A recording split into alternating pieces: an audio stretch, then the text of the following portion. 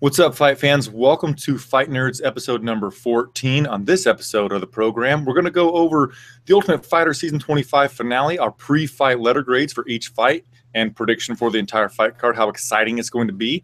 Part number 2, a couple of news pieces. Part number 3 is called Geeked Outside of Mixed Martial Arts. We are going to talk about something besides MMA that has piqued our interest lately. My co-host this evening is the kid prodigy, the next Ariel Helwani, Nick Baldwin. You can follow him on Twitter at Nick Baldwin MMA, but there's no blue check mark, right, Nick? What the heck? Damn, I don't know. Twitter needs to step their game up. They gave it to me when I was Nick UFC. Maybe they thought I was part of the UFC. They probably thought I was an employee of the UFC. So they're like, that guy is special. That guy is important. Blue check mark. Now it's just Nick Baldwin MMA. They're like, don't even know who this guy is. No blue check mark. So yeah, they gotta step their game up. But I'm not verified, so it is what it is. But yeah, anyways, thank you for having me here once again.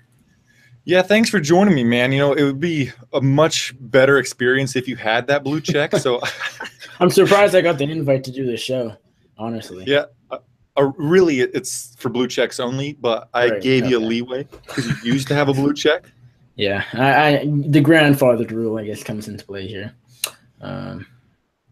But yeah, the blue check mark only show. You have your blue check mark. I guess that's why Wes Riddle isn't here. Sorry, Wes.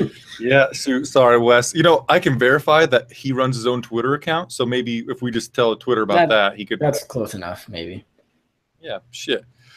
So anyway, part number 1, let's talk about the Ultimate Fighter Season 25 finale. Woo! The Ultimate Fighter, everybody loves it so much, and we've got a Friday night fight card. I'm sure we're super stoked about it. So before we get into giving each fight a letter grade, Nick, what do you predict to be your overall letter grade for the entire night, starting at the bottom with Tisha Torres versus Juliana Jutai Lima, all the way to the main event, Michael the Menace Johnson versus Justin the Highlight Gaethje? Well, I really can't give a good letter grade until we know the co-main event, because that's everything. No, I honestly could care less about whether it's Krause or Jesse Taylor. But, you know, top to bottom, I don't know. It's a good card. The main event is awesome. I really like Michael Johnson, Justin Gaethje. You know, Mark Diakese is on it. That's actually an interesting matchup with Jacare close. But, you know, Cannonier Bosse I really like, but now Bosse is out and he's fighting Nick Grombrick or whatever. So, I mean, I don't know. Just top to bottom, not a whole lot going on. We have Teruto Ishihara and Gray Maynard. That's actually kind of interesting. Angela Hill's always fun. But, you know, not a whole lot. I mean, letter grade, I think it might be fun-ish. I'm going to go with a solid this is tough. The main event means a lot, and I think the main event's going to be interesting enough, so I'll go B-. Holy moly. That is – I've got to say, Nick, that I think that I'm going to give it higher than it really deserves as well, because it's part of International Fight Week, because it's part of this whole weekend. If it were a standalone card, especially if they put this thing on a Sunday, on a standalone week, I would be just nearly disgusted with it. But you know what? I'm going to go with C+. It doesn't deserve a B. I like it. I like that I talked you out of that B. No, I mean, I think last time you were here, we were talking about UFC 212, and we both gave that a C, and this. I know we grade on a curve because we had to pay for that one, but this better than 212? No. Also $60 cheaper. Yeah, it's $60 cheaper, and well, this main event is pretty solid. So you're giving it a C+. Let me write that down. I'm just gonna put a 3. I'm gonna give it a straight up C. So I'm doing a spreadsheet here on a knockoff version of Excel. So I'll put a number down for each letter grade that we give, and I'm gonna balance them, divide it by 11 at the end, and then we're going to see what the average score was. So I'm putting those C's in as 3s. If you are here right now, live on the YouTube channel, tell us what you would give the letter grade, and I will tell everybody that's listening. Also, at the beginning, Nick, I get so discombobulated at the beginning of the shows. The listeners can follow us on every single podcast outlet imaginable. You asked me about podcast outlets last week. Did you get yours everywhere imaginable? I did, yes. I'm now stepping my podcast up to the level of Fight Nerds. Oh, God. That's woo. Okay. So it's not very good, you're saying? No, it's fantastic. I don't know what you're even talking about. Right, yeah, sure. No, I want to step my level up to like the co-main event podcast or maybe heavy hands, some shit like that. Maybe the MMA hour. That'd be neat. But as of right now, it's not that Like the great. MMA circus. Hey, well, my next step was to be as good as the MMA circus. Well, you've gotten there. You've been there for a long time. This is episode 14. How many episodes of the circus have you done? 118. 118. Holy shit. Yeah, you're 114 more than I. So maybe someday No. I'll be at your level, man. No, 104. Maybe math isn't your. Oh, right. Yeah. Whoops. Oh, yeah. 104. Yeah. Whoops. Math's not my strong suit. Actually, it was my best place in college and high school. So that tells you a little something about where I'm at today. Anyway, let's start at the bottom of this fight card, work our way to the main event. We're going to build that anticipation starting way down here at 6 p.m. Eastern time on UFC Fight Pass with Tisha, the Tiny Tornado Torres versus Juliana Jutai Lima. Torres 8-1, Lima 9-3. The odds have Torres as a huge -310 favorite. The comeback on Lima is +255. How excited are you for this fight? And we're going A to F or 1 to 10. How are we doing this? A to F, yeah. A to F. Well, Torres, I think, wins this fight somewhat easily, but she hasn't fought for a long time, so I guess it's somewhat interesting. Lima, she does a little bit. She's not, a huge standout in the division. Overall, stylistically, not that fun of a fight. I'll go a C, I guess. Tisha just fought. Did you say she hadn't fought in a while? I wanted to think so, but I could be wrong. She just beat Beck Rawlings in February. That's not crazy long ago. I don't know. I didn't watch that fight, so. Well, Tisha Torres fights are not that memorable because they're not that good. Every single one of her fights goes to a decision. You can basically count on her fight going to a decision. And one of the best parts about mixed martial arts is the unpredictability of it. And so if you have like a guarantee that the fight is going to the judges, that takes out some predictability and that makes the fight less exciting, at least in my mind. And I'm giving it this fight. You went with a C, man. Yeah. I almost want to be a huge dick and go with an F, but I'm going to go with a D. Why not just go E if you're contemplating an F and a D, just go in the middle. Do they have E's in Canada? Do they not in the States? Oh, it goes A, B, C, D, F. Oh, really? Well, we don't use that, that grading system, so I wouldn't know. Oh, you don't? You don't get A's in Canada? Nah, I get numbers. Okay. So maybe we preferably over 80 and 90, but yeah. Okay, so here's what we're going to do. We're going to go 1 to 100. So since you don't get we're C's. Canadianizing the show on Independence Day. I like it. Yes. Oh, forgot that at the beginning. Yeah, happy 4th of July. I've been working all day on Mania stuff, so I didn't really get to enjoy the day. Are you at least going to fireworks or no? Is that something you do? No. I will, after we're done with the show, I'm going to download the audio, turn that shit into just audio, upload it to an MP3 on SoundCloud, and I'm going to go to sleep. Sounds like a plan. So, Ryan J says he would give Torres versus Lima a C+, but since we're turning this into Canadian grading, so you gave it a C. What number out of 100 is that? I have no idea, but I'll go with a solid 65. Okay, that sounds good. That's a D. So, no, in college, that is I think it's still a D. So I'm going with a 60. Boom. Next fight. Gray Maynard versus, hey, Ryan J's Canadian too, man. So 2/3 of. No, you are too. 3 out of 3. What are you talking about? 3 out of 3. I'm Canadian. I could sing you our national anthem right now if I really wanted to. So I don't want to, but Gray Maynard, Teruto Yashabo Ishihara. Gray Maynard, 13-7-1, 1 no contest. Teruto Ishihara, 13-3-2. The odds have Mr. Ishihara currently at minus 265. About an hour and a half ago, he was at minus 195. So he went from minus 195 to minus 265 in very little time. The comeback on Maynard plus 225.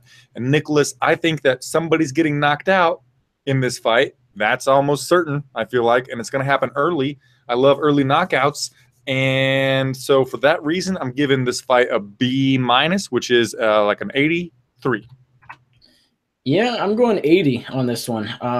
I think, I give Maynard a bit of a chance there. I know he's shot. I know he has no chin, but True, we saw in his last fight against Artem Lobov, and I think the Lobov, I'm surprised I'm saying this, but I think he's actually somewhat underrated. We saw that in the Swanson fight. He didn't get mauled by a top guy that, which everyone thought would happen. But, True showed he's still wild. He's still very green.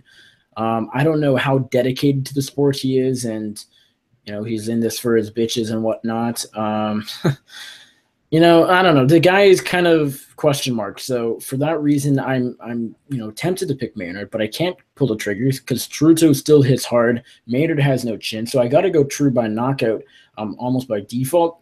I like first round knockouts. It should be interesting, although I'm worried Maynard, does the grind. So I'm not going to go super high, but I'll go a solid 80. Yeah, good point, Nick. I forgot to factor that in like I always do. When there's a possibility of some Jared Rosholt type of shit happening, I always give the grade a little bit less. And Ryan J is he's giving it a 73. Check this out. We got a funny comment here. Ninja Pirate, y'all are casual fans if you don't realize the significance of Tisha fighting bigger opponents. The matchup is between strikers. Man, sorry, Ninja Pirate. Sure, it might be standing most of the time. Lima's might look for some takedowns and slow the pace down, but it's just, like I said before, there's very little chance there's going to be a finish or even really ebbs and flows. So it's not that exciting. Sure, Tisha could move herself toward a title shot, legitimately toward a title shot if she gets a victory here. But I do not take back what I said. I'm not that excited. Ryan J says Trudeau is in it for the bitches and the money. How can you not like that? I suppose so, but I'm sticking with my 83. Moving on to the FS1 prelims, Jessica Evil Eye versus Aspen Ladd, happening at 7 p.m. Eastern Time on FS1. The odds have Aspen Ladd at minus 135, Jessica Eye plus 115. Jessica is on a 4-fight losing streak, still in the UFC, fighting a UFC debutante in Aspen Ladd, who's coming in with quite a bit of hype. What kind of grade are you going to give this one, Nick? Jessica, she does really well at losing fights, and I don't know who Aspen Ladd is. She's undefeated, and all her fights have been in Invicta. She seems all right, but I really don't care at all. I'll go with a solid 50, just barely a pass. Ooh, 50. That's not good. Aspen Ladd, I watched film on her because I wanted to do predictions and shit. Jessica, she's going to come out and box. She's going to have trouble finding the range. Aspen Ladd is going to be throwing about 1,000 jabs per minute. She's going to be moving forward the whole time. She will throw some body kicks. She'll get the fight to the ground. That's where she really excels. She's got good body lock takedowns. She's pretty strong. She's super young. She's getting better and better every time we see her. I think that she's going to win. She's going to beat Jessica Eye because she's younger, fresher, more well-rounded. But I'm having trouble caring. I don't understand why Jessica Eye is still around in the UFC. She's fun to watch, kinda, but you lose 4 in a row. I think that you should probably go to Invicta. Yeah, man, probably not be here anymore. But 50, that's woo. All right, I'll go 55. You talked me into it. Ed Herman versus CB the Doberman Dollaway. Here's one thing that we need to take into consideration. Holloway could definitely pull out a Peruvian necktie, and if that happens, we give it a post-fight letter grade of an A+, right? You just say Holloway? Or Dollaway, yeah. Dollaway. Just say Holloway? Holloway, Dollaway. Yeah, same thing. Your Holloway totally distracted me. Can you repeat what you said? Something about a Peruvian necktie. If the Doberman lands a Peruvian necktie, we're going to give the post-fight letter grade an A+. Yes. But what are the odds of that happening? Pretty low. I mean, Herman has not very good takedown defense and not great sub defense, if I'm remembering correctly. So perhaps. I don't know. This fight, I don't care about it that much. Ed Herman is Ed Herman and CB Dalloway is CB Dalloway. I don't need to say much more. They're both not going really any further up. They're both sort of going down. Herman, what did Herman do last? Was it the Boschwin, or has he done something since? Dalloway just got knocked up by Nate Marquardt a year and a half ago. Just that alone, I can't care that much. What did I give the Torres Lima fight? 65? Yeah. Mm-hmm. I care about this one a tiny bit more, just because a bit, more well-known names and maybe something cool happens. Probably not. So I'll go 66. Actually, the last thing that Ed Herman did was got head kicked by Nikita Krylov.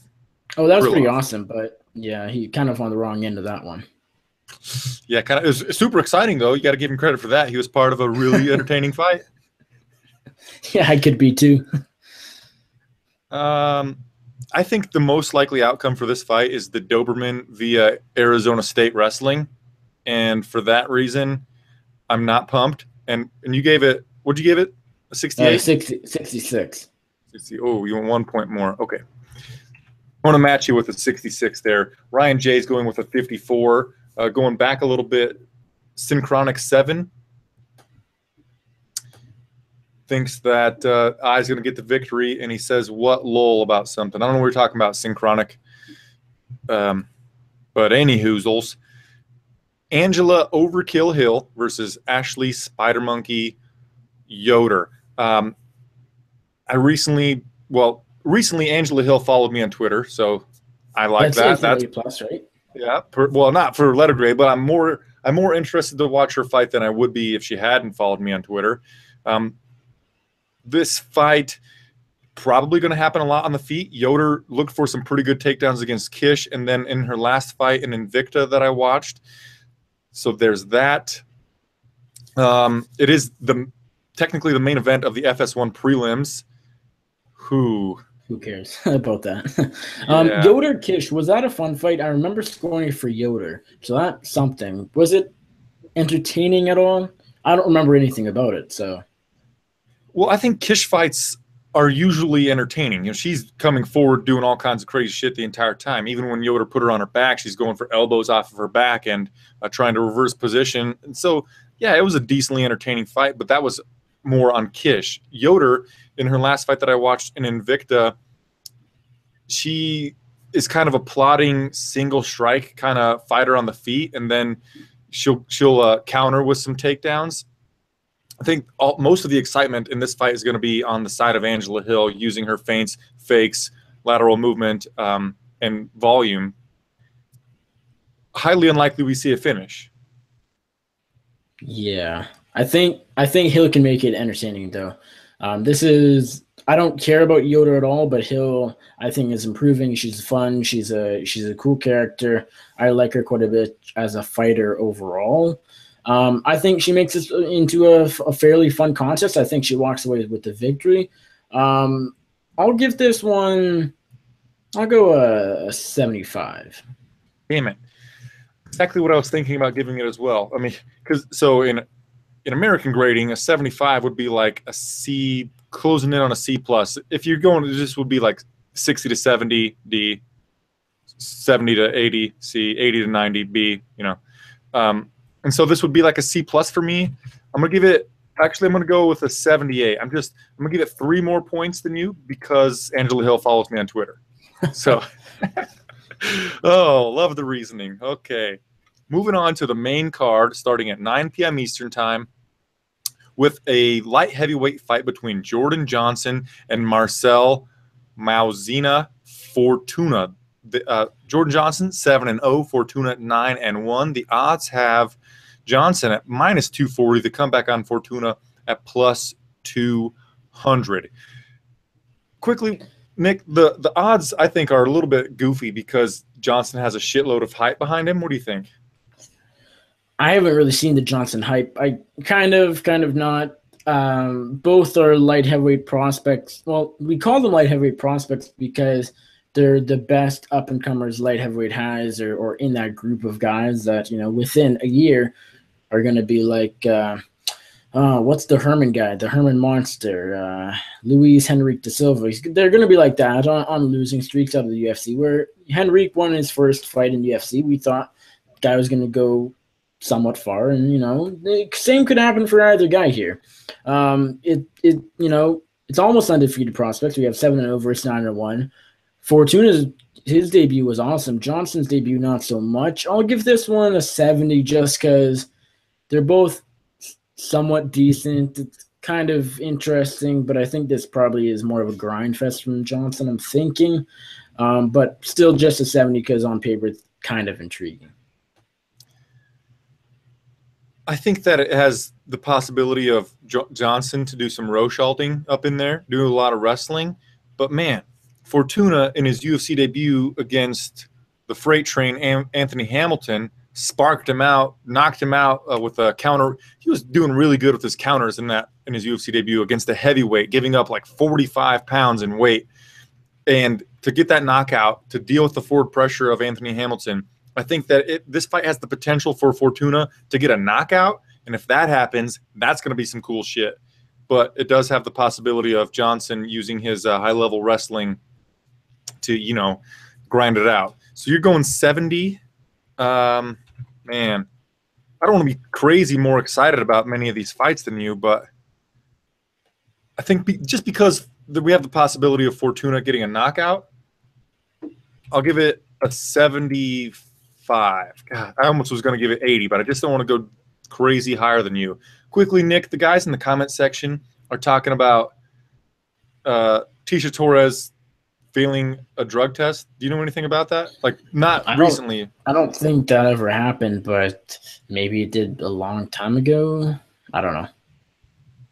I'm going to say, I'm going to guess and say it hasn't happened, and I don't know. So it was just a Carla Esparza comment about her back in 2014, and Tisha was upset about it. I just quickly Googled Tisha Torres PED. That's what came up. I don't see anything about her actually ever testing positive for anything. She says she's upset at people accusing her to be someone who would use PEDs. So there you go. Yeah, I don't remember that actually happening ever. So anyway, so that clears that up, guys. Any hoozles. Yep, I go 75, you go 70, and I'm actually picking Marcel Fortuna for the upset. I'm just so impressed with his performance against, I know it's Anthony Hamilton, you can't take too much from that, but he was giving up so much size, and Fortuna was smothering him, coming forward a whole bunch. Similar to what Johnson's going to do, but Johnson throws basically single strikes, where Hamilton was like just throwing everything but the kitchen sink, and Fortuna was just backing away, circling out, and countering really effectively with uppercuts and straight rights. I think Fortuna could do the same here, and I'm partially hoping that he can do that. Here's we go.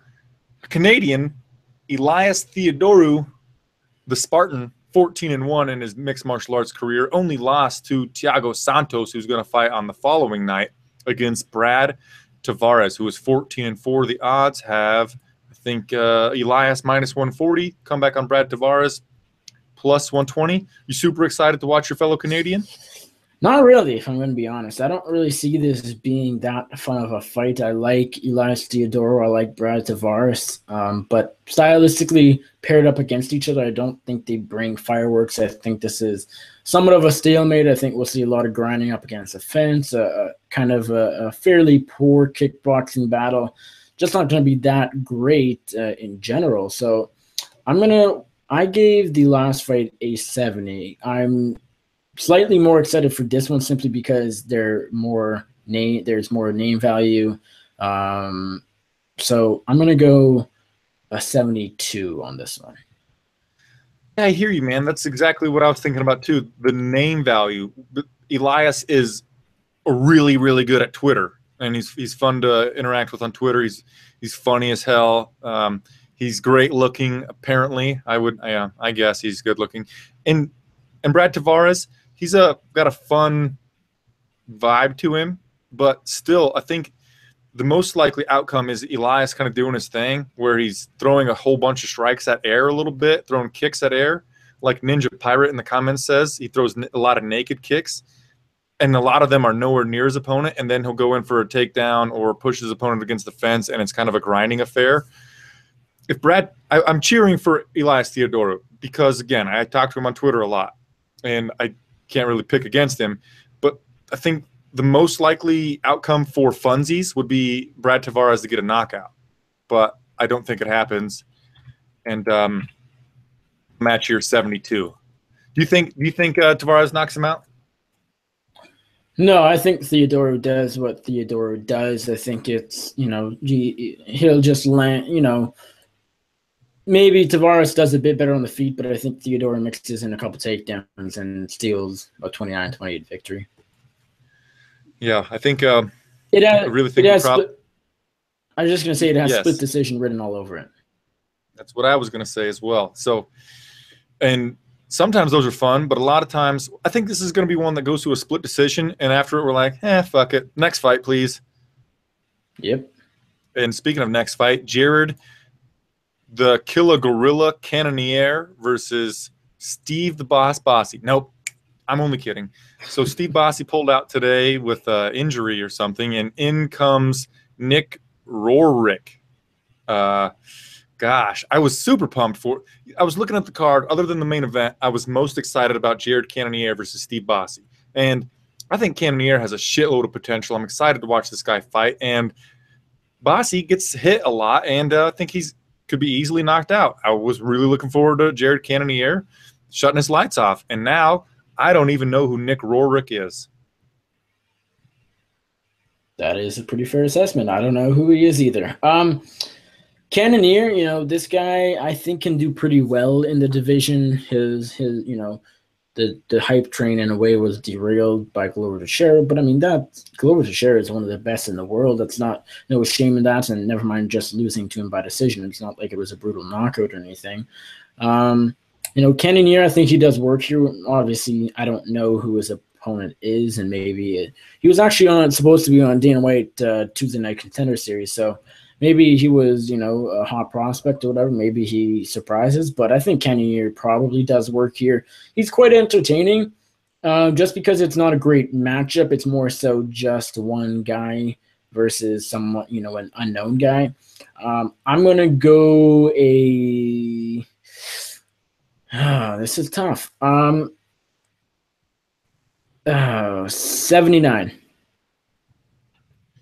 So I just quickly looked at Nick Roerick on SureDog, and he's undefeated.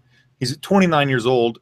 Most of his fights go to a decision. Oh, that's not looking great for him. But maybe he's getting better and better every time. I can't even see if he trains with the Great Camp. He's out of Orlando, Florida.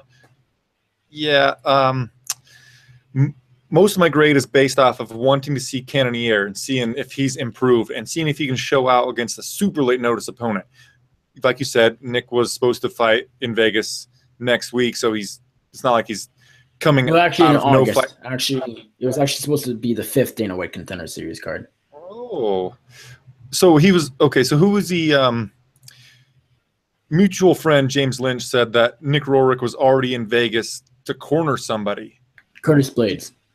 Curtis Razor Blades. So we know he trains with a pretty good wrestler. So that's a feather in his cap. I'm going to give it an 80, mostly out of a little bit of sheer wonder, curiosity, and a little bit off of I really want to see Jared Cannonier show out a little bit. Let's move on to somebody wanting to like it just 1% more than I do. A little bit. I got to be honest. I just wanted to. I was like, oh man, I was 78, 79. I want to be right around there. Yeah, going 80. Boom. One more. Diakaze. Mark Diakaze, Bone Crusher versus Jacare Close. You don't need a nickname when your first name is Jacare. The odds have Diakaze minus 280, come back on Close plus 240. Man, I'm going to tell you what. I was very close to giving the fight a 90 just based off of Diakaze is a human highlight reel.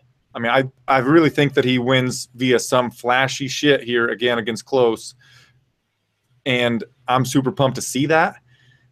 But I don't think I can give it a 90 because I'm reserving a 90 plus for, well, really for the main event. I'll show my cards right now, but I'm going to give it an 85 basically because Mark Diakaze is phenomenally, stunningly exciting to watch. And I think Jacare Close will be a willing dance partner for the spectacle.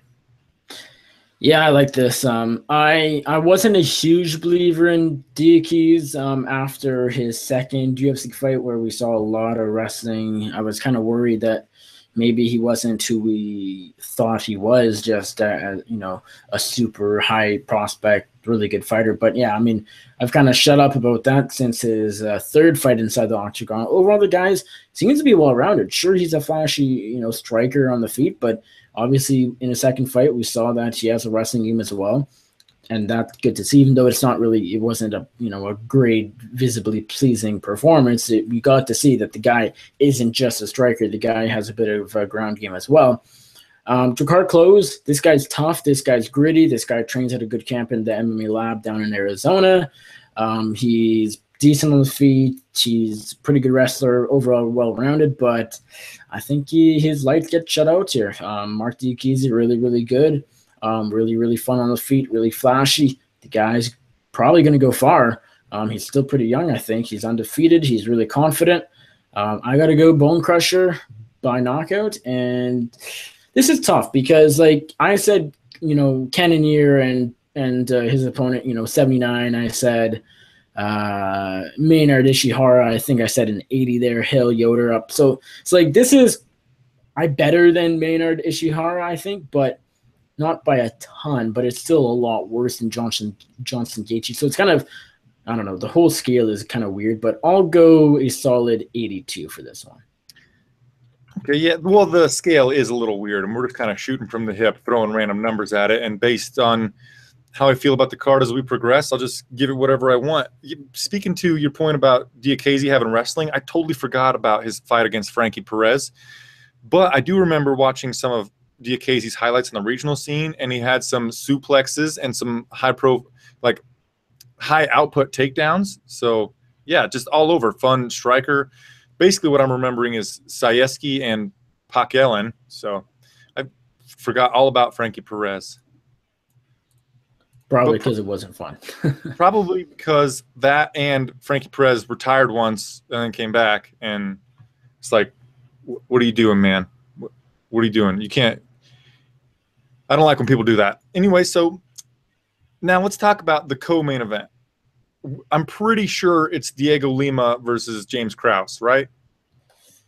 I hope so, just because that's a lot more fun than Diego Lima versus Jesse Taylor. But I'm kind of worried just because Krause had that big injury. He was in the hospital after filming TUF for a little while. So I'm wondering if Jesse Taylor messes him up, tomorrow night or whatever. So I don't know. That's kind of the only intriguing thing about tomorrow night's show, the semifinals or whatever. But if it's Lima Krause, that's a fun fight. That I actually like that matchup. Lima, a career welterweight versus Krause, a career lightweight. A bit of a size disadvantage probably there. Overall, a decent matchup that's, in my opinion, UFC caliber, and we don't always get that from TUF. I would give that like probably a 75-ish. Taylor versus Lima, probably closer to a 70. Either way, nothing fantastic, but hey, it's tough. Yeah, if it is Lima Krause, then what letter grade would you give it? 75. Or letter grade? Well, yeah, whatever, 75. That's what we're doing. What if the injury that James Krause got was from head kicking Jesse Taylor and breaking his shin while knocking Jesse Taylor out? I mean, that's something. Well, that's pretty fantastic. I'd still probably go 75, but yeah, that would be a good way to go into the finals, I'd say. There's a comment from Synchronic7 I have to address. He says that we should watch the last 3 fights of every fighter on the card before doing the show. Bro, if you understood my schedule on how much work I put in to do everything that I'm obligated to do for MMA Mania, that is unrealistic as hell. That's why we do the letter grades rather than. So for UFC 213, I gave my predictions for every fight, and I did watch film on every single fighter on the entire fight card. I took an entire Sunday and then Monday night out of my life to research the fights, and that's just a shitload. And so this week I had to make 5 videos in the past 2 days, 2 beer pairing suggestion videos and 3 single fight prediction videos. So I did Johnson Gaethje, Nunes Shevchenko, and then Yoel versus Whitaker. So all of that takes me a shitload of time. And why I do the grading instead is to save myself a little bit of work so I can have a real life as well, because this isn't my job. This is a hobby pretty much. So there's that. Lima Kraus is what I'm going to assume it would be. And I haven't watched a single second of this season of The Ultimate Fighter. I actually haven't watched a single second of The Ultimate Fighter since The Ultimate Fighter season 15 or something like that. It's been quite a while. But I do know that Lima versus Kraus would be fun, but because we don't know who it's going to be yet, by the time some of you are listening to this podcast, perhaps we know who it is already. But if I'm assuming it's Kraus versus Lima, I'm going to give it a 72. So I'm going a little bit less just because. Got to even things out with me and you. Yeah, right. Yeah, just trying to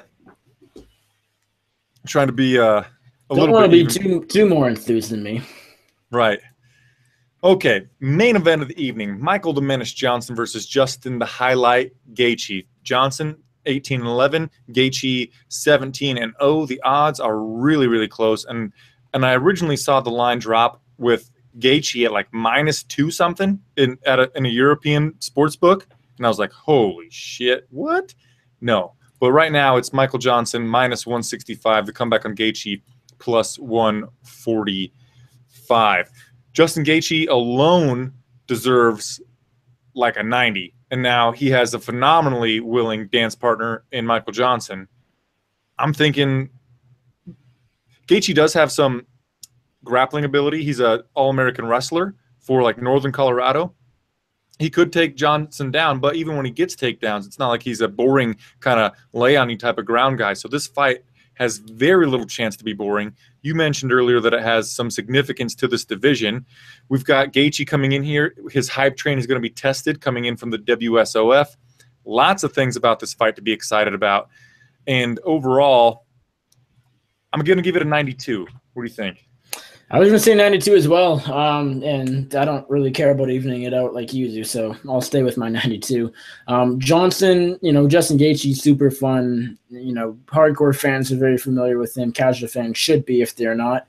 Obviously, former WSO champ, and just super, super fun fighter to watch. Super scrappy, super tough, super gritty, super entertaining. Go back and watch those Luis Palomino fights if you haven't already. Michael Johnson, the guy, it's kind of a technical brawler in a way. He can't, not really. He can get into technical brawls in a way, though. So that's what makes this kind of entertaining. Johnson is very fast. Gaethje is... he tires out a little bit just because he uses so much energy. Johnson, though, this guy is a real threat to Gaethje because he doesn't usually get into wars. And Gaethje is very good at drawing his opponents into wars. So the intrigue is, whether Johnson stays, at range, so to speak, and doesn't let Gaethje get inside, or whether he does let Gaethje get inside, and whether this turns into a brawl, which favors Justin Gaethje. So super fun lightweight matchup. Pretty important fight. I spoke to Kevin Lee yesterday, and he said, obviously Khabib is ideal, but Edson Barboza or the winner of this, would be good next, and I would agree with that. So, it's pretty important, and it's super fun. So 92 it is. Even par with me.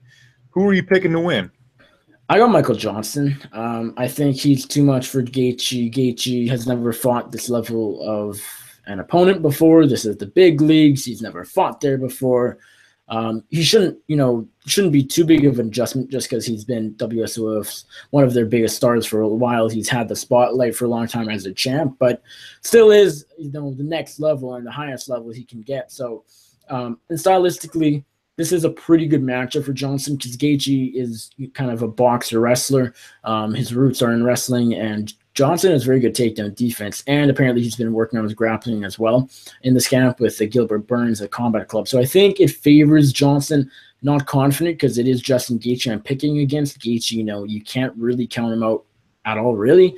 So close matchup, but Johnson, speed advantage, the better striker, a bit more developed. Michael Johnson's the pick by decision. Ooh, by decision, man. I think they're – wow, I'm picking Michael Johnson via second round KO or TKO. Gaethje, when he comes out at the very beginning, he's going to start throwing everything, even the kitchen sink. I mean, he's going to do that rolling kick straight away, just a million strikes in a row. His corner has to tell him to stop throwing six strike combinations. And then like 2 minutes into the fight, after he's already been setting this crazy pace, he will start putting his hands at his hips, but yet still walking forward and using his face as defense.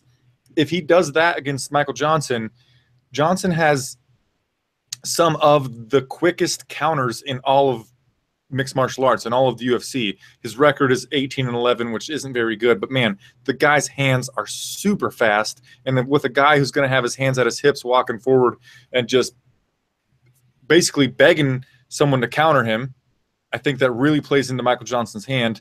And Gaethje gets rocked occasionally. In his last few fights, he would eat a right hook from his opponent, get rocked, and go in for a takedown. You mentioned that Johnson has phenomenal takedown defense, about 80%. I love how Johnson was able to stuff a few, like actually legitimately 2 takedowns against Khabib. I know ultimately he got taken down and brutalized by Khabib, but defending those 2 takedowns in the second round was huge for me. I don't think that Gaethje's going to be able to get him down, and the speed of Michael Johnson is going to be too much for Gaethje to deal with. But I would gladly be wrong, because if I'm wrong, it's going to be a Gaethje highlight, crazy shit happening again. But yeah, I'm picking Johnson via second round KO or TKO. I don't see how it would go to a decision with the output Gaethje has and how quickly his hands are going to drop and stuff. But perhaps that's correct. All right, Nick, so final letter grades. I give it a total of 73.4, and you gave it a 74.3, excuse me, and you gave it a 73.2. So we're 1 point off, and that would translate into a straight up C in American letter grading. And we both said, you said C, I said C+, so pretty accurate. Pretty darn accurate. I wish I should have done a thing where I break it down by sections of the fight card, but I'm pretty sure actually the early prelims will probably get a better grade than the middle prelims. So I'll just assume that that's the case there. All right, let's see if there's any comments that need. Ninja Pirate says Justin lacks striking defense. Yeah. He also says Johnson will make Justin look like Dustin. Yeah, kind of. Yeah, I was impressed with the power and the ability to put Dustin Poirier away to Michael Johnson in that second to last contest of his. That was impressive. Synchronic says Michael lost to Reza Madadi. It doesn't get much more aggressive and sloppy as that. Yeah, but if we're playing MMA math, sure, Michael lost to Reza Madadi, but he beat Tony Ferguson and he beat Edson Barboza. So, I mean, Tony's probably the best lightweight in the world right now. That's not Conor McGregor or Khabib. We need like a little trifecta off there. Yeah, I would say so. And then Edson Barboza, Michael beat him in a purely striking affair, really, right? And Barboza is, if there's somebody in the sport that has faster hands or faster strikes than Michael Johnson, it's got to be Edson Barboza, and Johnson was able to defeat him. I think the guy's just kind of inconsistent, but I bet he is up for this fight. I hate using that to pick somebody, but I feel like Michael Johnson is going to come in here focused and ready to rock.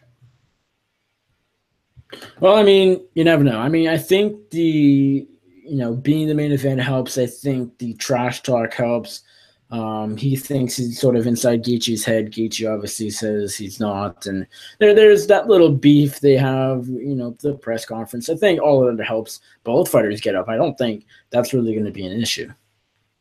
Right. Let's move on to the next section of the podcast, which is we're going to talk about a couple of news articles. First, I want to speculate more than anything on what personal issue could have taken Megan Anderson out of her title fight against Cyborg Justino at UFC 214, right? And in comes Tanya Avenger. So all three, either one of those matchups would have been super exciting. I'm pumped to see Tanya Avenger in the UFC. It's been a long time coming, even though she has to move up a weight class to get here. That's going to be fun. But I want to speculate. Maybe we shouldn't do this, but why the hell would Megan not want to do this? Or what personal issue could have possibly caused this? I mean, that's kind of a weird question, if I'm going to be honest. And I don't know. I mean, it could be a family death. It could be, who knows? And I'm not going to go and say, yeah, I know Megan Anderson's friend, Pat, who knows? But for her to pull out of the Cyborg fight, like a lot of people like ducking Cyborg. We've come to that conclusion pretty recently, but I don't think Megan Anderson is necessarily one of those fighters. I think she wanted this fight. I think that was kind of clear. Maybe I'm wrong. Maybe she really doesn't want to fight Cyborg. I don't blame her. But yeah, I think it has to be pretty serious, and that's as far as I'll go.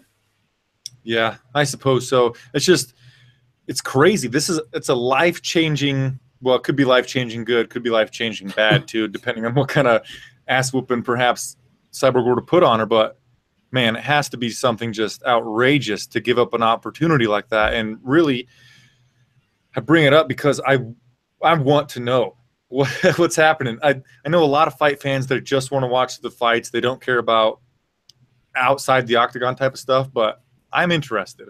It's a storyline, and I want to know. Let's see. She had a premonition of Cyborg. That's what Ninja Pirate says. So maybe she just had, that's funny. She just saw the result and was like, nah, fam. She started watching tape on Cyborg and changed her mind pretty quickly. Yes. That's what I'm going to I'm going to go ahead and just be the Invicta champion. And then we'll always have this thing like, what if I fought the UFC champion? I'm not going to do it. I'm just going to keep this hype behind me back here. Maybe that's it. Okay. What do you think about the Cyborg versus Avenger matchup? Do you think it's going to be competitive? Well, no, I don't think any Cyborg fight is going to be competitive. I think the most competitive fight she has is probably Megan Anderson, and that's the fight we wanted to see. It's kind of intriguing because it's champ versus champion weight because they were both Invicta champs. Avenger still technically officially is the bantamweight Invicta champ. I'm sure that title will be gone very soon, assuming she stays with the UFC. Cyborg has given up her title earlier this year. So it's, it's kind of a super fight for Invicta, if you want to call it that, in the UFC. Other than that, I don't love it because, we kind of go back to how weak the featherweight division is. We have one fighter, Megan Anderson, that has the credentials to be able to fight Cyborg, and then when she is out of the picture, you have to go to a bantamweight.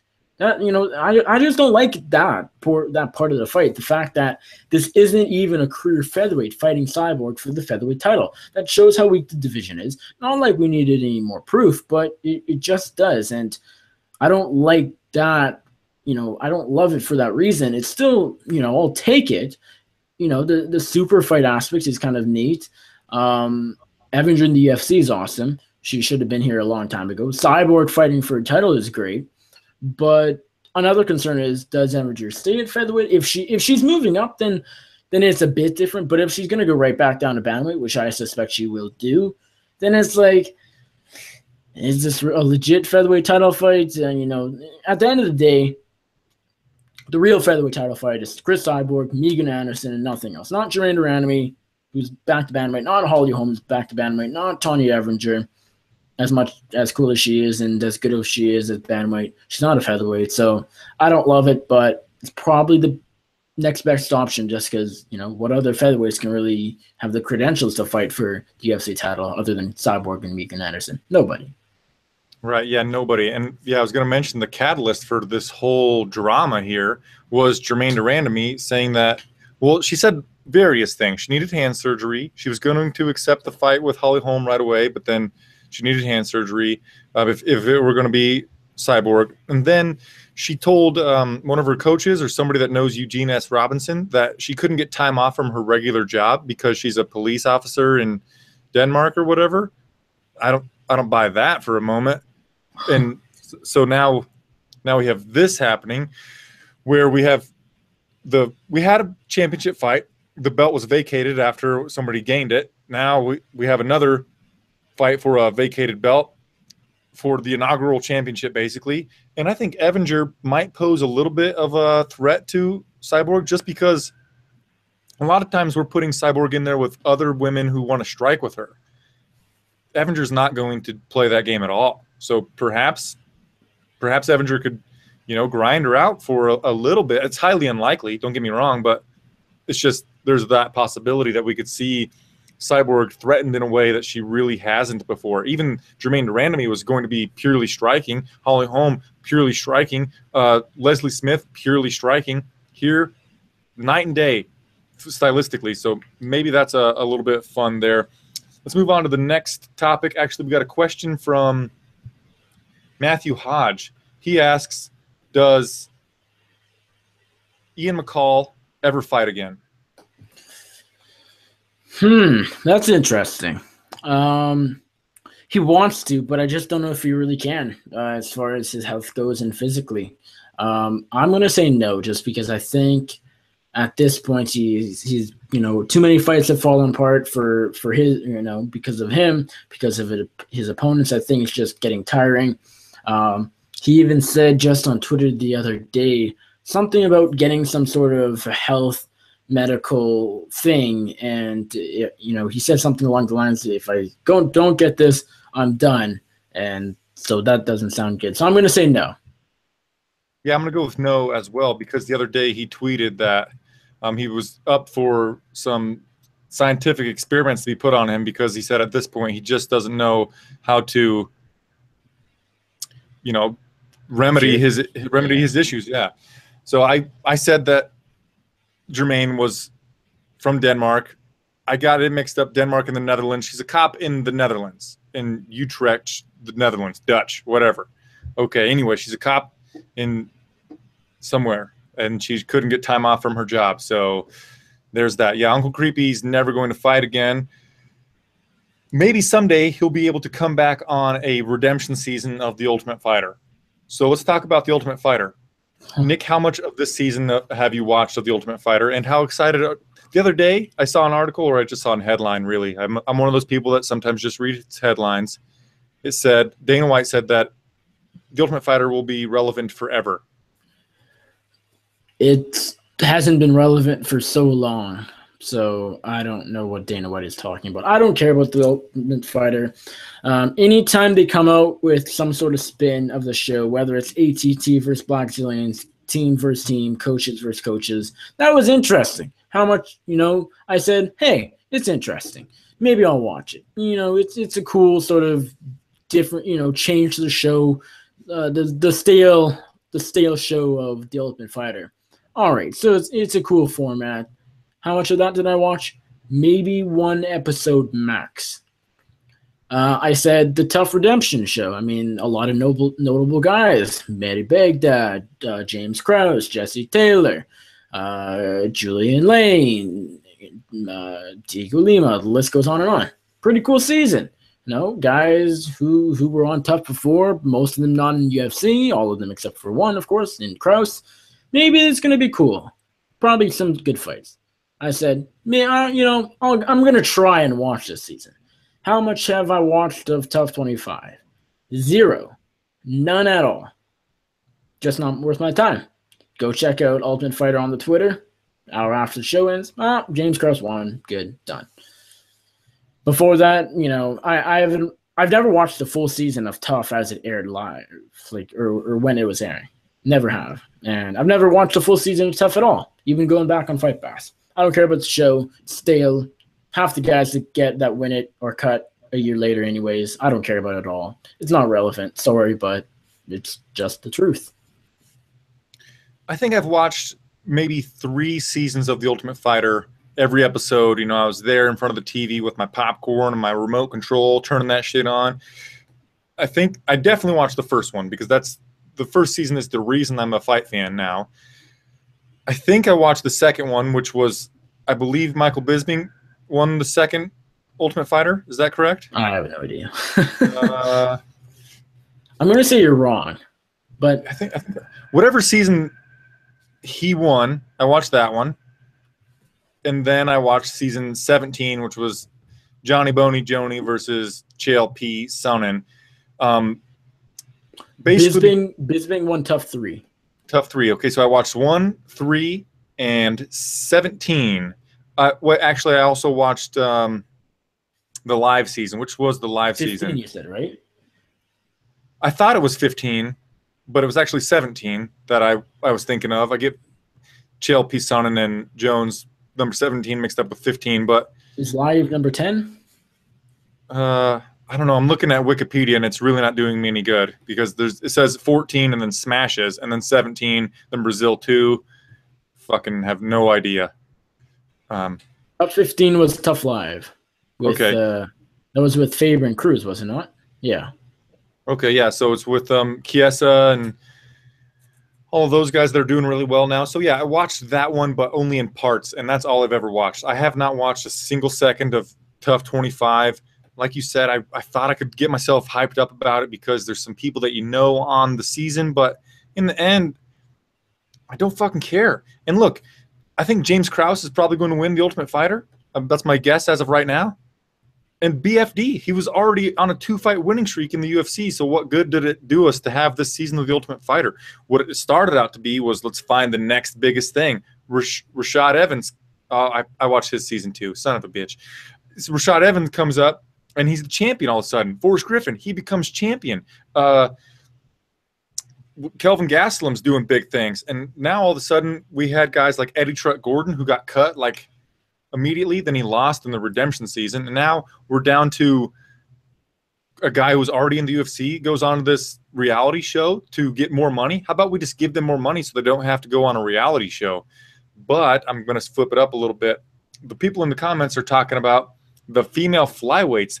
That's going to be fun, I think, because it's a new division. It's new faces. Like a lot of the women that were on the last Women's Ultimate Fighter we're still familiar with because they were made popular by that series. You know, Felice Herrig, Tisha Torres, Carla Esparza, Thug Rose, you know, all of that. They're still popular because of the show, but that's because like they were the best of that division and they just came in. It's not like just some scrubs that couldn't make it in the UFC get another chance.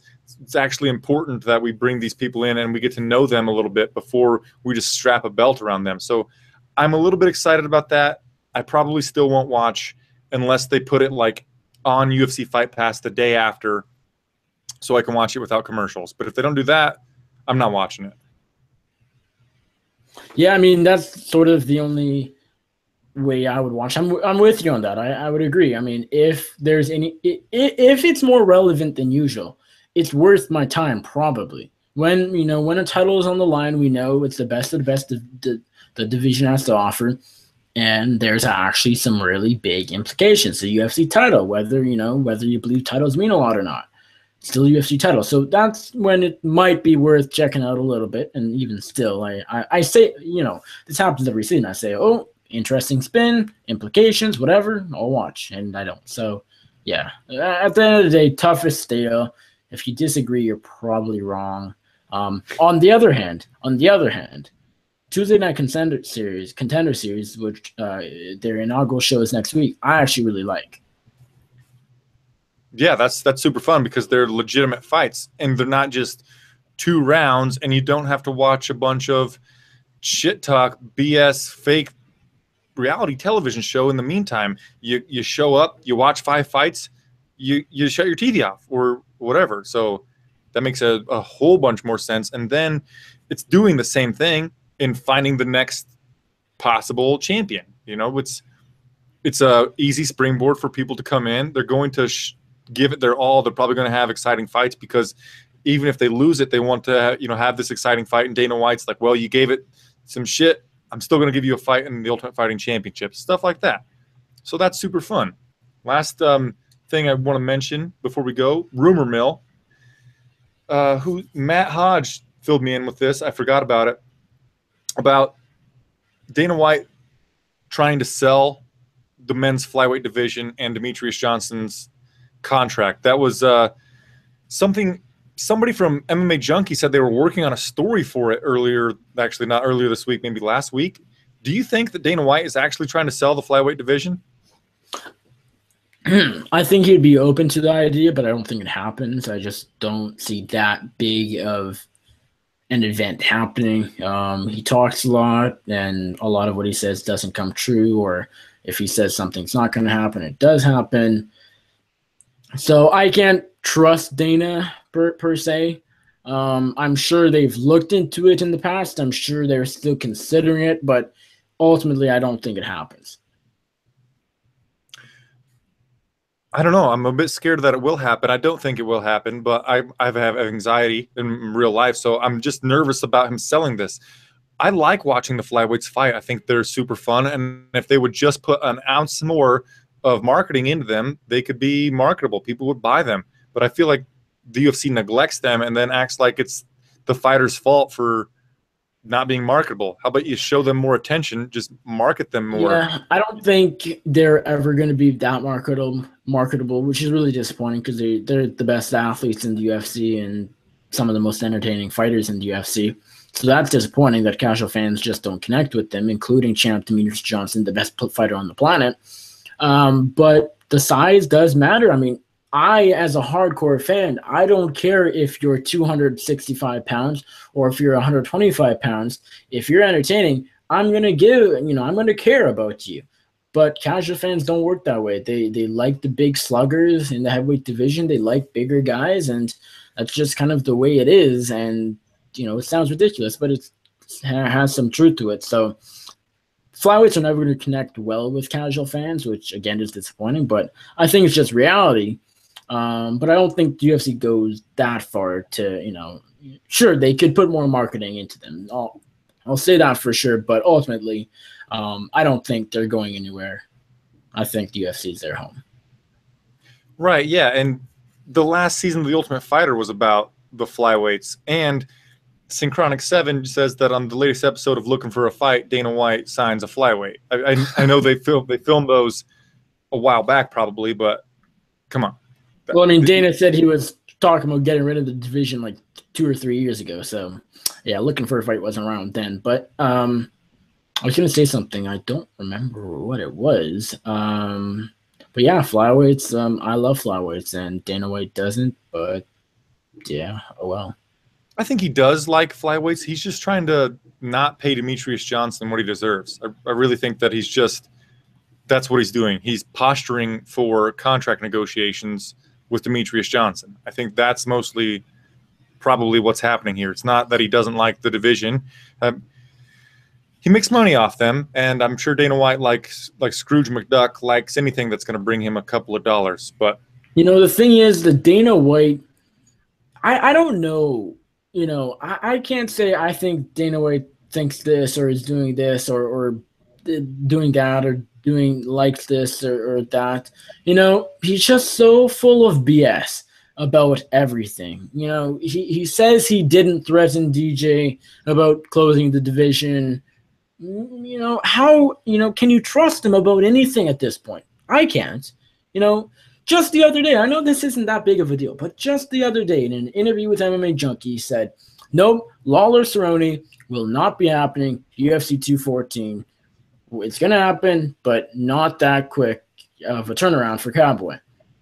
Just the other day, breaking news, Cowboy Lawler moved to UFC 214. I know it's not big, I know it's not a big deal, and I know that's good news.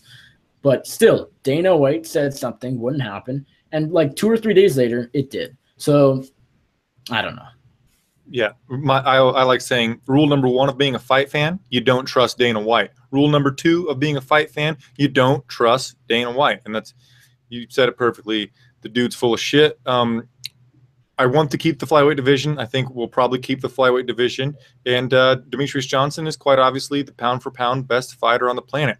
I remember what I was going to say. Okay. I find it hilarious how Dana said that his biggest example or his main example of how he's trying to market and promote DJ over the years is building a TUF season around him, surrounding him, about DJ. Well, it wasn't totally about DJ. It's, bringing in new flyweight talents at the flyweight champions from local shows. Yes, the winner fights DJ, but it wasn't all around DJ. In a way, it was. But even if it was all around DJ, and DJ was on every show, had a little segment on every episode or whatever, who cares? It's the Ultimate Fighter. We just spent 15 minutes talking about how stale TUF is.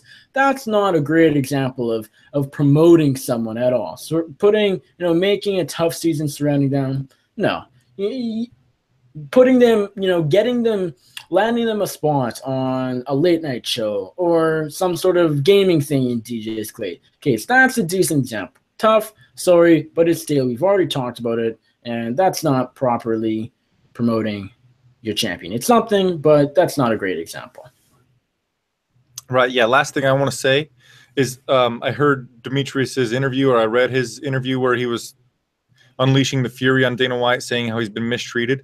He said that he keeps track of how many social media posts the UFC makes to promote his fights. And he said for the Ultimate Fight, not the Ultimate Fighter, UFC on Fox 24, I think it was. I went there in Kansas City. He said there were 2, and they posted twice on social media, just like on Instagram. They just send one thing out and it goes to all of them, Facebook, Instagram, Twitter, whatever. They did 2 of them, and they were both on Fight Week. So, man, you can't tell me you're trying that hard.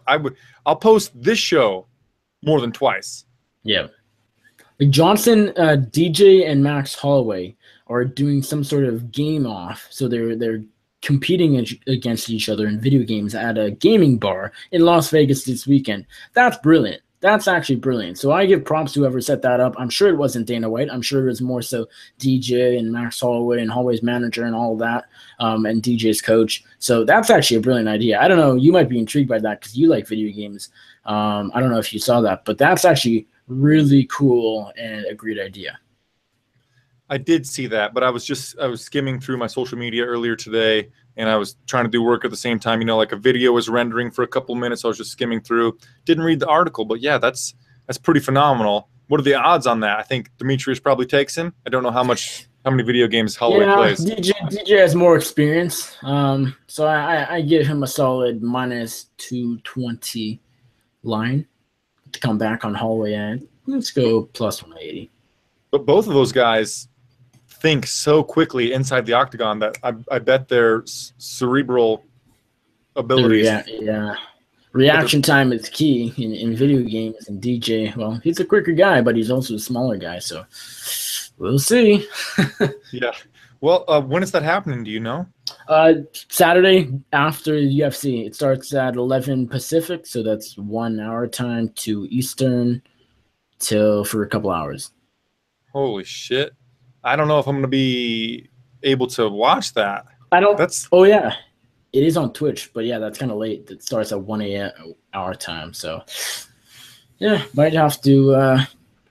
I guess there wouldn't be a recording of it either. Hopefully there is, but yeah. Some Twitch videos will save. You can just save, and I'm sure that somebody on the internet will record it. Probably not Dana White. Anyway, let's end that segment and let's move into what I like to call geeked outside of mixed martial arts. It's where we talk about something we've been interested in the past 7 days that does not involve mixed martial arts. Nicholas was telling me before that he was interested in a television show. What do you got there, Nick? Yeah, I don't watch a ton of TV. So many people are into Netflix and all they do is watch Netflix. I watch very little TV in general. Usually when I'm in front of the TV, it's watching mixed martial arts. Otherwise, I'm either writing or doing something else that doesn't involve a TV or a computer.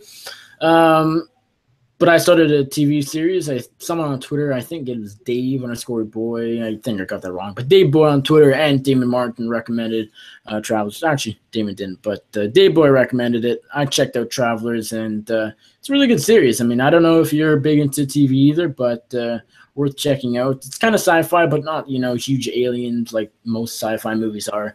It's about time travel. It's actually time travel is used so much and not always well, but it was time travel. The idea was utilized pretty well in this show. I think I'm 4 episodes in. Basically, these travelers, they're called, they're in the future. They go back to the past and they take over the body of someone who is about to die, and then they go on to save the world. So that's a very generic plot or synopsis, whatever you want to call it. But yeah, worth checking out. I mean, really, really good stuff so far. It's on Netflix? Yes. Okay, yeah, I'll give it a shot. I don't watch a terrible amount of TV because, as I said, I work a real job, 40 hours a week, and then I got a lot to do during the summer here because the UFC is putting on, like, what do we got, 9 more fight cards in the next 9 weeks or some shit like that? I don't know. Well, August is super slim. We have 1 in August, I think, and then 5 in July. So 6 over the next 2 months. Okay, well, we've been super busy lately, and I know we had last week off, but now we have 2 this week, and where I have to do a video for every main event and for every title fight, so there's an extra workload there for me right there. So when I'm not busy, I watch a little bit of Netflix. I like to watch The Office, but my girlfriend likes various things, so I'll tell her about Travelers, and maybe we'll check that out. But my geeked outside of mixed martial arts in the past 7 days was I went camping this last weekend, and if we have time in August, I'll probably do it again. My girlfriend had never been camping before, so that was something. So we went camping for the first time ever. It was about an hour and a half away from where we live. Just did some tent camping, no glamping with an RV. We did have an air mattress though. Cooked all of our food over campfire and stayed for 2 nights. Stormed once, so we had to find some shelter, and it was a lot of fun. I geeked out about I did nothing, almost nothing the entire time I was there, but other than like cook, eat, and then just hang out in a lawn chair in the shade and watch deer walk by and just enjoy nature a little bit, check out the trees. Matt Hodge asked if I saw Bigfoot. No, I didn't, but we were worried about that.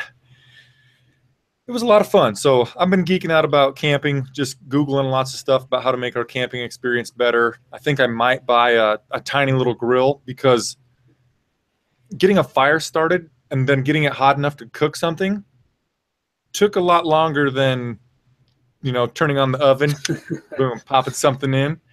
So it's like, okay, well, it's noon. Let's eat now. Fucking 2:30, we get to eat something.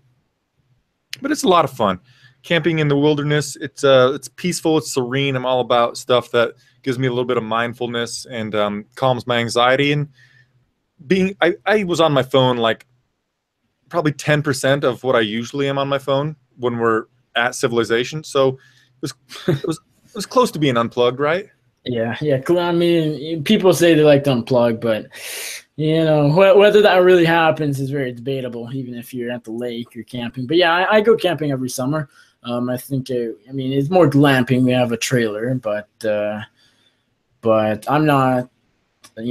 I would be down to tent as well. Like I like that sort of stuff. I've always thought about doing like a 3 to 5 night canoe trip where like no humans are basically. I think that'd be super fun. Catch your own food or bring your own food. And I think just going island to island, I think that would be super fun. But yeah, I go camping. I think we have 4 camping trips booked for the summer. First one is next Sunday. So yeah, I like camping. Not everybody do, but yeah, it's fun. Have you ever watched the movie Into the Wild? Can't say I have. I think it's on Netflix. Last time I looked, it was on Netflix. Check it out. I don't know the actors that are in it, but it's based off of a real story. It's based off of a guy writing a diary as he's doing these things. But he was at like Harvard. His parents were millionaires, I think, and he just cut himself off from society. He burned all of his money. He just threw his car into a ravine or something like that, and he just Huh. walked across the country and survived off minimal stuff. I think that you might like it if you have like the idea of going for a week and just cutting yourself completely off from society. You might like that movie. Yeah, maybe. Alone. I want to say Alone is the right one.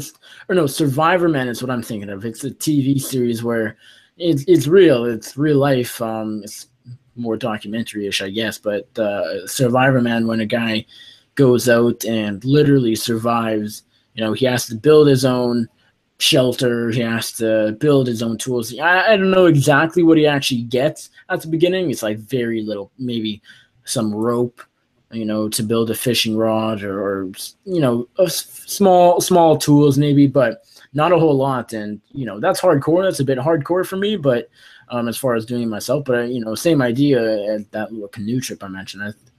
Something like that would be kind of fun. It'd be a lot of fun. Matt Hodge says he wouldn't be able to tent camp because of bugs.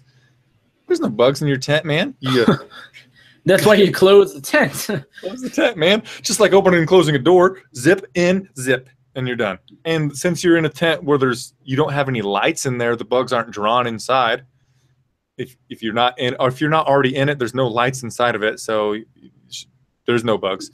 When we went to deconstruct our tent to take it down and go home, there were probably 25. I'm not even exaggerating. Daddy long legs on the top of our tent. I was a little grossed out by that. You know what a daddy long leg is? I do. Yep. Yeah. It was disgusting. Like fucking literally 25 of them. We had so our tent it's just open mesh, so you could take the top off and then you could sleep under the stars. Or you put this top over just in case it rains, and then you're like waterproof basically. So we were sleeping with the top cover on it.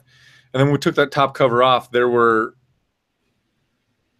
like literally 25 daddy long legs on top of it. So gross. So I don't know. We must have put the tent on top of like a nest or some shit. Daddy long legs they're not considered a spider. I don't know why. They are, or I've heard they aren't. They're a spider. And their venom is the most poisonous of all the spiders, but the problem is their mouths aren't big enough to puncture our skin. Huh. That's interesting. Back real quick, back to Demetrius Johnson. Mccall announced a little 20 minutes ago or so that DJ signed with his agency, First Round Management. You're gonna have to fill me in on who that is. Mccall? Yeah, doesn't ring a bell. I can't tell if you're being sarcastic, but I'll assume you're not.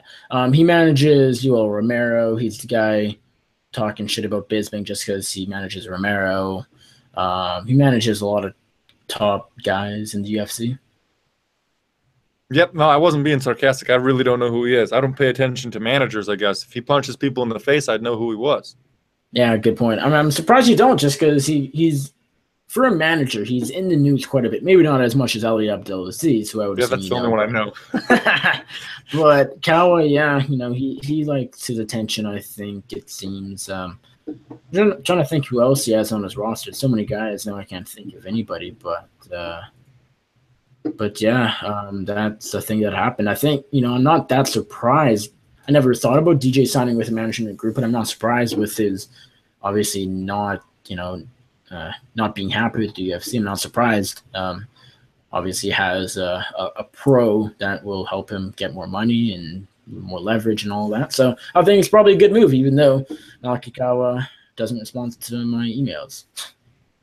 What a jerk. I don't know the legitimacy of this. Ninja Pirate, he seemed like he's pretty on top of his things here in the comments today. He says he thinks that he also manages DC, Rumble, and Johnny Boney Joni. Does that sound right? John Jones is correct. Yeah, he doesn't manage DC or Rumble. Well, so, 1 for 3 ain't bad. 1 out of 3 Ninja Pirate. Yeah. One for 3 isn't bad. Meatloaf would say 2 out of 3, but old Flyin Brian J is going to say 1 out of 3 isn't bad. Anyway, we've been going on with the show for a super long time. I think it's time to close it off. If you guys haven't already, please subscribe to MMA Mania's YouTube channel. Or if you want to listen to this audio later, or you want to listen to future episodes with the audio only, you can subscribe on iTunes, SoundCloud, Stitcher, Podcast Addict, iVoodoo, Player FM, anywhere that you think that you can get a podcast. You can probably get me there already, and if not, just tell me, and by golly, I will put us there. Nick, tell everybody where they can find you. Alrighty, you guys can find me on the Twitter at Nick Baldwin MMA, not Nick UFC. That will be a page that says go follow Nick Baldwin and Nick Baldwin MMA. So do that. You can find my writing over at bloodyelbow.com. You can find my podcast, The MMA Circus, on Bloody Elbow, iTunes, Stitcher, Podcast, Google Play. Now some new places. Everywhere where Brian's podcast is, probably you can find the MMA Circus there as well. Most of the larger sites, just not SoundCloud, pretty much. My other show, hosted with Jed Michoud and Wes Riddle. Every fight week, we break down cards fairly in depth, although most of the time I'm not really sure what I'm talking about before the battle. We're doing that show tomorrow night, so go check that out. The MMA Circus this past week, no, we're actually dropping an episode tomorrow. It'll feature, episode 118 will feature Kevin Lee, the Motown Phenom himself, and Brent Primus, the new Bellator lightweight champion, just defeated Michael Chandler by injury TKO. So go check it out. Thank you, FBJ, for having me on as always. Thank you to everybody who tuned in. I appreciate it, and I'm pretty sure FBJ does as well. I, of course, appreciate it. I appreciate you for being here, Nick. I didn't want to say anything for you, but I would assume so. Yeah, fuck everyone that listened. They're worthless. I'm kidding. Damn, I was wrong. I'm kidding. Yes, I appreciate everybody. I appreciate you for being here, Nick. I'm really looking forward to hearing the Kevin Lee interview because you mentioned that he's said who he wants to fight next, and I'm interested in that. I'm interested where he goes next in his career. So I will definitely be checking out the MMA Circus tomorrow. But I use iTunes. I don't need all that other BS. iTunes is actually – I actually got a press release that says it's now Apple Podcasts. We're not supposed to call it iTunes anymore, but I haven't switched calling it because I don't know if anybody will pick up on that. We know it as iTunes. I'm going to keep calling it iTunes. It's kind of like – oh, what's his name? Changing his nickname from Corey Anderson, changing his nickname from Beast in 25-8 to Beast in Overtime. Man, you're Beast in 25-8. You don't get to change your nickname. So there's that. You guys can all follow me on Twitter at Flyin Brian J. And I'll be back on MMA Mania's Facebook page on Friday and Saturday doing pre- and post-fight shows for both the events this week. So I guess I will see you then. Thanks for joining us, guys. Namaste.